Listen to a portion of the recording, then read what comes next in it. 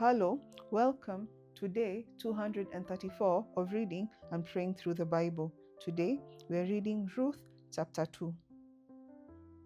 There was a relative of Naomi's husband, a man of great wealth, of the family of Elimelech. His name was Boaz. So Ruth the Moabitess said to Naomi, "Please let me go to the field and glean heads of grain after him in whose sight I may find favor." And she said to her, "Go, my daughter." Then she left and went and gleaned in the field after the reapers. And she happened to come to the part of the field belonging to Boaz, who was of the family of Elimelech. Now behold, Boaz came from Bethlehem and said to the reapers, "The Lord be with you." And they answered him, "The Lord bless you." Then Boaz said to his servants who were in charge of the reapers, "Whose young woman is this?" So the servant who was in charge of the reapers answered and said, "It is a young Moabite woman who came back with Naomi from the country of Moab." And she said, "Please let me glean and gather after the reapers among the sheaves."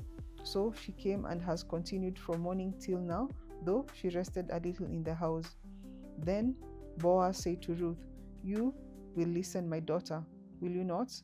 Do not go to glean in another field, nor go from here, but stay close by my young women. Let your eyes be on the field which they reap, and go after them. Have I not commanded the young men not to touch you?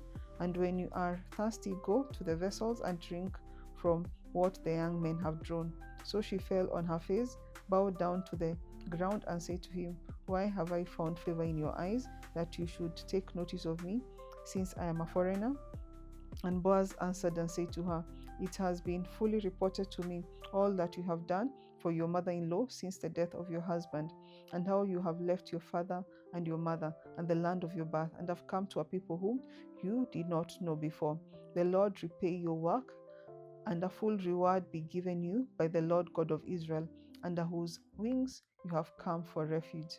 Then she said, "Let me find favor in your sight, my Lord, for you have comforted me and have spoken kindly to your maidservant, though I am not like one of your maidservants."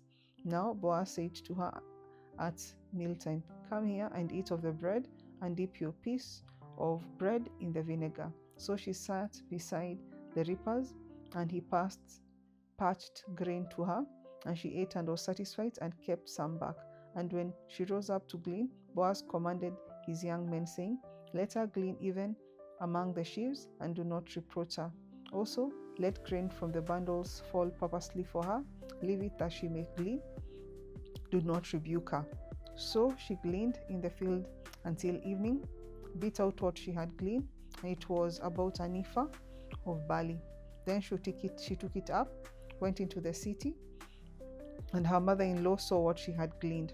So she brought out and gave to her what she had kept back after she had been satisfied. And her mother-in-law said to her, "Where have you gleaned today? And where did you work? Blessed be the one who took notice of you."